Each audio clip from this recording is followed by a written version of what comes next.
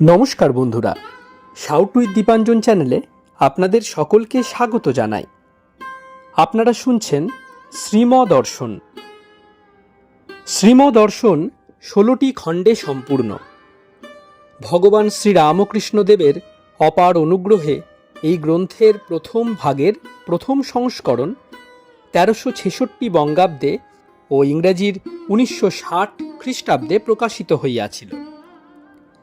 তদবধি ভক্তগণের চাহিদাতেই একের পর এক সংস্করণ প্রকাশ করা সম্ভব হইতেছে। শ্রীমদর্শনের মূল আবেদন, গৃহে বাস করিয়া কি প্রকারে দেবভাবে জীবনযাপন করা যায়, কিভাবে বেদ বর্ণিত উপায়ে সুখ দুঃখ সমভাবে গ্রহণ করিয়া সংসারে শান্তিতে বাস করা সম্ভব হয়। এই পুস্তকে আছে পরমহংসদেবের ও মায়ের কিছু নূতন কথা, আর স্বামীজি প্রমুখ অন্তরঙ্গ সন্তানদের কথা, আর আছে কথামৃতকার দ্বারা কথামৃতর ব্যাখ্যা এবং শ্রীরামকৃষ্ণ জীবনালোকে উপনিষদ, গীতা, ভাগবত, পুরাণ, বাইবেল আদি শাস্ত্রের আলোচনা।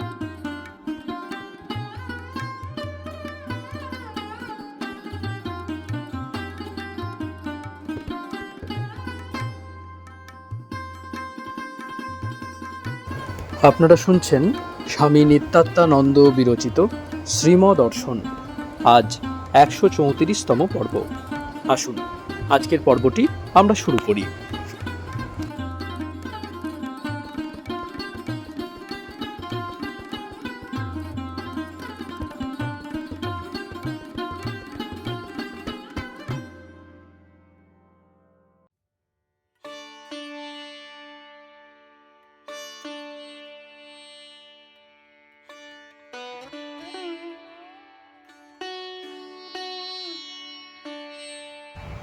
শ্রীম শিক্ষকের প্রতি। আচ্ছা, প্রশ্নপত্রের আলোচনায় ছেলেদের কিছু উপকার হচ্ছে কি? শিক্ষক: আজ্ঞে হ্যাঁ, তবে অ্যাটেন্ডেন্স বড় কম। শ্রীম: ও যারা ম্যানেজ করে তাদের দোষ। অ্যাবসেন্স ফাইন্স আদায় করা হয় না বলে এরূপ হচ্ছে। কালকের মধ্যে এটা শেষ হয়ে যাবে তাহলে। এই নবীন প্রথায় সাপ্তাহিক, মাসিক ও ত্রৈমাসিক পরীক্ষার সকল প্রশ্ন একসঙ্গে আলোচনার পর ছাত্রদিগকে পুনরায় উহাদের উত্তর লিখিতে হয়। ইহাতে ছাত্রগণ পুস্তক না পড়িয়াই সমস্ত পুস্তকের বিষয়বস্তু অধিগত করতে পারে সহজে। ইহাতে শিক্ষকের পরিশ্রম যথেষ্ট বাড়িয়াছে। একটি ভক্ত: ছোট অমূল্য আমার ডায়েরি পড়তে চান। যখন উনি এখানে উপস্থিত না থাকেন তখনকার রিপোর্ট পড়তে দিব কি? একবার আপনি বারণ করেছিলেন সকলকে দেখাতে। শ্রীম: কেমন ডায়েরি? প্রাইভেট অর্থাৎ ব্যক্তিগত হলে দিবেন কেন? ভক্ত: এখানকার ঈশ্বরীয় প্রসঙ্গ। শ্রীম: আচ্ছা, একদিন আমায় দেখাবেন। মাখন হোড়ের প্রবেশ। সঙ্গে একজন যুবক, বছর 22 বয়স, বেশ হাস্যরসিক। ছাদে বসিয়া শ্রীম তাহার সহিত কথোপকথন করিতেছেন। যুবক অসহযোগ আন্দোলনে যোগদান করিয়াছিল। এখন তার ইচ্ছা জীব শিবের সেবা করা, নিজে উন্নত হইয়া অপরকে উন্নত করা। শ্রীম মাখনের প্রতি: বেশ তো, একে নিয়ে যান না গদাধর আশ্রমে। সেখানে সেবকের প্রয়োজন। ঠাকুর সেবা, সাধু সেবা করবে। কিছুদিন সাধুসঙ্গ, সাধু সেবা, দেশ সেবা করে পরে দরিদ্র নারায়ণের সেবা করা ভালো। বাহিরে ঠান্ডা হাওয়া। শ্রীম আসিয়া আবার সিঁড়ির ঘরে বসিলেন।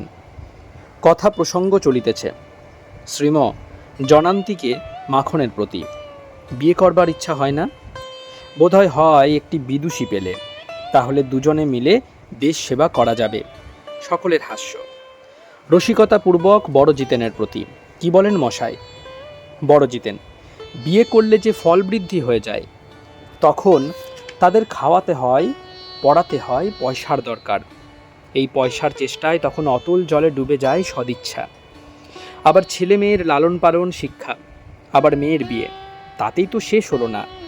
মেয়ে শ্বশুরবাড়ি গেলেও তার জন্য ভাবনা, আজ এ বিপদ কাল ও বিপদ।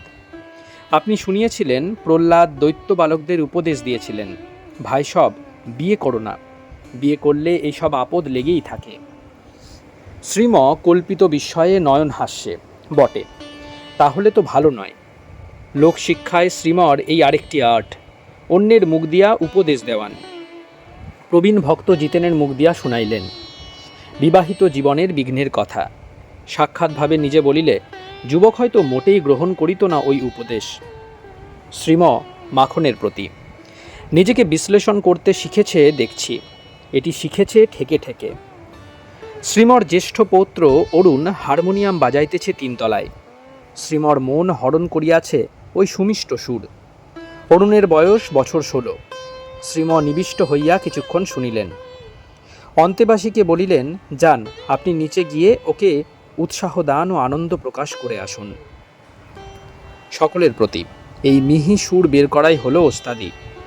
এতে মনকে টেনে ভিতরে নিয়ে যায়। কথামৃত পাঠ হইতেছে। এখন রাত্রি 8:30।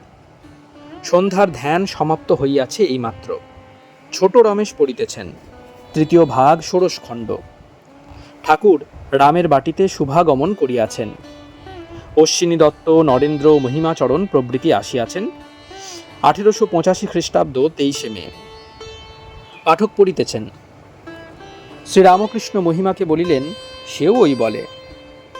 শ্রীম ভক্তদের প্রতি গিরিশবাবু শ্রীরামকৃষ্ণকে অবতার বলেন, সে মানে কেদার চাটুর্যে। তিনিও বলেন ঠাকুর অবতার। তা হলেই হলো। ঠাকুর এদের দুজনার কথাই মেনে নিয়েছেন। প্রকারান্তরে বলেছেন আমি অবতার। এই সব স্পষ্ট উক্তি করেছেন নিজের সম্বন্ধে নিজে। তবুও বোঝবার জো নাই যতক্ষণ না তিনি ইচ্ছা করেন। সমস্ত কর্ম শেষ হলে এটি বোঝা যায়, অথবা এটি বুঝতে পারলেই সকল কর্ম শেষ হয়। স্বামীজি আরাত্রিকে বলেছেন কর্ম কঠোর। স্তবে বলেছেন তেজস্তরন্তি তরসা ত্বয়ী তৃপ্ত তৃষ্ণা। রজ পলায়ন করে তিনি এলে। তাকে দর্শন করে অবতার বলে বোঝা, সে কেবল তাঁর ইচ্ছাতে হয়, অন্য পথ নাই। পাঠ চলিতেছে। পাঠক পড়িলেন, মহিমাচরণ বলিতেছেন, ভক্তদের এককালে তো নির্বাণ চাই। শ্রীম মহিমাচরণের এই মত, নির্বাণ মুক্তি সাযুজ্য মুক্তি। নুনের পুতুল সমুদ্রে নামলে গলে সমুদ্র হয়ে যায়, এটি অদ্বৈতবাদীদের মত। মুক্তি আরও 4 প্রকারের আছে: শালক্য, সামীপ্য, সারূপ্য ও শাষ্টি। এসব মতে নির্বাণ মুক্তি মানে না। ঠাকুর তাই মহিমার কথার উত্তর দিয়ে বললেন, সকলকেই যে নির্বাণ মুক্তি লাভ করতে হবে এমন কিছু না। নিত্য কৃষ্ণ, নিত্য ভক্ত এও আছে। চিন্ময় শ্যাম, চিন্ময় ধাম, চিন্ময় ভক্ত। নিত্য ও লীলা দুই সত্য বলছেন ঠাকুর। আরও বলছেন, যিনি অখণ্ড সচ্চিদানন্দ তিনি অন্তর্যামী, তিনি জীবজগৎ, তিনি অবতার। যার নিত্য তাঁরই লীলা, নিত্যও সত্য, লীলাও সত্য। সরাট বিরাট তিনি। কেমন সুন্দর দৃষ্টান্ত দিলেন। চন্দ্র থাকলে তারাগণও থাকবে। ভগবান মানলে ভক্তও চাই। তাই নিত্য কৃষ্ণ, নিত্য তার ভক্ত। ঠাকুর বলেছিলেন, উত্তরে বরফ গলে না। কোনো কোনো ভক্ত নিত্য কৃষ্ণ চায়, নিত্য বিষ্ণু চায়। নিজের কথায় বললেন, অত জড় সমাধি নির্বিকল্প সমাধির পরও মা মা। মহিমাচরণ শাস্ত্র বিচার করেন। তাই বলছেন ঠাকুর, সাধনা করা দরকার, শুধু শাস্ত্র পড়লে হয় না। বিদ্যাসাগর মশায়ের নাম করে বললেন, তাঁর অনেক শাস্ত্র পড়া আছে, কিন্তু অন্তরে কি আছে দেখে নাই। ছেলেদের লেখাপড়া শিখিয়ে আনন্দ, ভগবানের আনন্দের আস্বাদ পায় নাই। এ কি আর ওকে ছোট করবার জন্য বললেন তা নয়, সর্বোচ্চ আদর্শটি সামনে ধরবার জন্য এই তুলনা করে দেখালেন। ঈশ্বরানন্দ, ব্রহ্মানন্দ লাভই মানুষ জীবনের শ্রেষ্ঠ কর্তব্য। তাতে কি আর মান, অভিমান, ঈর্ষা দেশ ছিল? তা নয়। দেখো না, নিজেই আমাদের নিয়ে বিদ্যাসাগর মশায়ের সঙ্গে দেখা করতে গেলেন। তাকে কিন্তু বলেছিলেন ঠাকুর, ওখানে যেও, মানিক বের করে দিব। উনি আর গেলেন না, যদিও বলেছিলেন যাবেন। গেলে হয়তো এই জন্মেই ঈশ্বর দর্শন হতো। সাধারণ মানুষ এদেরই মনে করে আদর্শ লোক। কেন না, অত দয়া, পরোপকার, দান, সেবা কার আছে? কিন্তু ঠাকুরের দৃষ্টি আরও ঊর্ধ্বে, ব্রহ্মে। উহা লাভ না হলে সব নিছে। ব্রহ্ম দর্শন সকলের উপর। ব্রহ্মদ্রষ্টা শ্রেষ্ঠ মানুষ। তাই সাধনার দরকার, তবে ধারণা হয় ঈশ্বরীয় ভাব। ওই নিয়ে পড়ে থাকলে তাঁর কৃপায় দর্শন হয়। সাধনার কথায় বললেন, সাধুসঙ্গ, ঈশ্বরীয় কথা শোনা সহজ সাধন। কামিনী কাঞ্চনে সংসারী লোক মত্ত, একেবারে ডুবে আছে। সাধুসঙ্গ করলে সৎগুরু লাভ হতে পারে। সদ্গুরু মানে যিনি ঈশ্বর দর্শন করেছেন, তখন পার্থক্যটা বোঝা যায়। সৎগুরু পাওয়ে ভেদ বাতাওয়ে। সৎসঙ্গ করলে ঈশ্বর সত্য, সংসার অনিত্য এ বোধ হয়। আর তখন বিদ্যা মায়ার আশ্রয় লাভ হয়। ধ্যান, জপ, নাম, গুণকীর্তন, তীর্থ, ব্রত, উপবাস, প্রার্থনা এসব নিয়ে থাকে। এসব বিদ্যা মায়ার ঐশ্বর্য। দেখুন কি ভরসার কথা বলছেন। বিদ্যা মায়া যেমন ছাদে উঠবার সিঁড়ির শেষ কয় ধাপ, আরেক ধাপ উঠলেই ছাদ, মানে ঈশ্বর লাভ। শ্রীম আহার করিতে স্বীয় কক্ষে প্রবেশ করিলেন, বলিয়া গেলেন, এখন যা পড়া হলো আপনারা বসে তা চিন্তা করুন। শ্রীম আহার করিয়া আসিয়াছেন। একজন ভক্তকে জিজ্ঞাসা করিলেন, কী সব কথা আপনারা চিন্তা করলেন? ভক্ত বলিলেন, ঠাকুর অবতার। ঠাকুর নিত্য থেকে লীলায় যান, আবার লীলা থেকে নিত্য। নিত্য লীলা দুই তিনি লন। আবার কারো কাছে নিত্য কৃষ্ণ, নিত্য ভক্ত। লীলাও সত্য। ঈশ্বর লাভ করলেই যথার্থ সুখ শান্তি লাভ হয়। উপায় সাধু সঙ্গ ও সাধনা। শ্রীম বলিলেন, বাহ, বেশ তো মনে রেখেছেন উনি সার সার সব কথা ভক্তদের প্রতি। এবার আপনারা উঠুন আর রাস্তায় ভাবতে ভাবতে চান। ঠাকুর অবতার, অখণ্ড সচ্চিদানন্দ বাক্য মনের অতীত যিনি, তিনিই নররূপে অবতীর্ণ। রাত্রি 10টা। 2 মটন স্কুলের 4 তলার ছাদ। অনেকগুলি ভক্ত বসিয়া আছেন শ্রীমর অপেক্ষায়। সন্ধ্যা হওয়ায় সকলে ধ্যান করিতেছেন। বড় জিতেন, ছোট জিতেন, ডাক্তার, জগবন্ধু, মনোরঞ্জন, ছোট রমেশ, ব্রুক বন্ড মানে যতীন, বড় অমূল্য, ছোট নলিনী, লস্কর প্রভৃতি। গতকালের অসহযোগী যুবকও আসিয়াছে, সঙ্গে আরও একটি নূতন লোক। অমৃত আসিলেন সকলের শেষ। আজ 14ই মে 1924 খ্রিস্টাব্দ, 31শে বৈশাখ, সংক্রান্তি 1331 সাল, বুধবার, শুক্লা দশমী। আকাশে উজ্জ্বল চন্দ্রমা। কয়দিন বৃষ্টির পর আজ আকাশ নির্মল ও মেঘমুক্ত। অসংখ্য তারকা উঠিয়াছে। সব সুন্দর। এই সুন্দরকে আরও সুন্দর করিয়াছে সুশীতল বায়ু। ভক্তগণ মাদুরে বসা। চারিদিকে বাহিরের কিছুই দেখা যাইতেছে না। দেখা যাইতেছে সুবিস্তৃত আকাশ, চন্দ্রমা আর তারাগণ। দারুণ গ্রীষ্মের পর সুশীতল সমীরণ যেন অমৃত বর্ষণ করিতেছে। মধু বাতারিতায়তে। স্বীয় কক্ষ হইতে শ্রীম এই ভক্তের মজলিসে আসিলেন রাত্রি 8টায়, হাতে ভাগবত। দক্ষিণাস্য চেয়ারে বসিতে বসিতে আকাশে দৃষ্টি নিবদ্ধ করিয়া ভক্তদিগকে বলিলেন আনন্দে, বলুন তো, আমরা এখানে বসে কি করছি? আমরা মার মাই খাচ্ছি। শুধু কি গর্ভধারিণীর মাইতেই দুধ আছে? এছাড়াও ভাগবতখানা পাখার ন্যায় আন্দোলন করিয়া দুধ আছে সর্বত্র। এই হাওয়া, এও মায়ের দুধ, জগন্মাতার দুধ। এই হাওয়া সর্বব্যাপী। Per square inch air pressure 14 pounds. প্রতি বর্গ ইঞ্চি স্থানে হাওয়ার চাপ 14 পাউন্ড। এই প্রেশার তথা চাপ সর্বত্র, উপরে নিচে ও পার্শ্বে। এই হাওয়ার সাহায্যে আমরা তার সঙ্গে যুক্ত হয়ে রয়েছি ট্রামের ট্রলির ন্যায়। ট্রামের ট্রলিটি সংযোগ করে ট্রামের সঙ্গে বিদ্যুৎবাহী ওয়্যারের। যেই ট্রলি আলগা হয়ে গেল, অমনি ট্রাম অচল। এই বায়ুর চাপ বোঝা যায় একটা স্থানে ভ্যাকুয়াম করে নিলে। আজ শুধু কি মায়ের মাই খাচ্ছি, তার দর্শনও হচ্ছে। একবার চেয়ে দেখুন না আকাশে, কি সুন্দর দর্শন। গীতায় ভগবান বলেছেন, নক্ষত্রাণাম অহং শশী। শ্রীম আহার করিতে করিতে নিজের ঘরে প্রবেশ করিলেন, সঙ্গে একজন ভক্ত। ভক্তের হাতে কথামৃত দিয়া বলিলেন, পাঠ আরম্ভ করে দিন, নইলে অন্য কথাবার্তা হয়তো হবে। ভক্ত বইখানা আনিয়া বড় অমূল্যকে বলিলেন পড়িতে।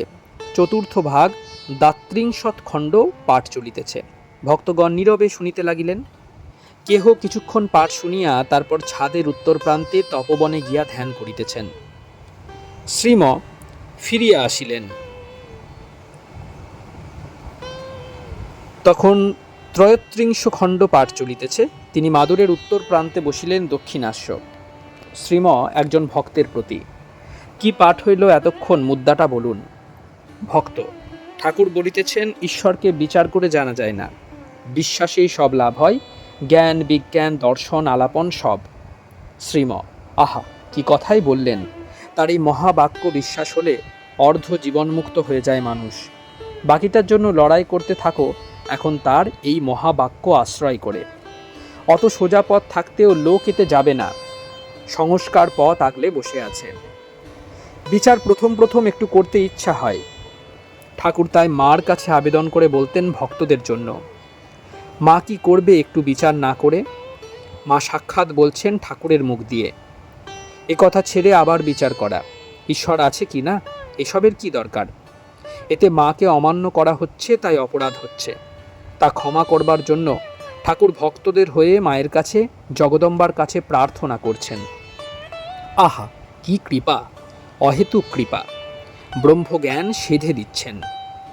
এই ব্রহ্মজ্ঞানের জন্য যুগ যুগান্তর ধরে যোগীগণ যোগ করছেন। ঠাকুর এক মুহূর্তে তা বিলিয়ে দিচ্ছেন ভক্তদের, অন্তরঙ্গদের। বিশ্বাসও আবার কেমন না, বালকের বিশ্বাস, সরল বিশ্বাস। মা বলেছেন ও ঘরে জুজু আছে।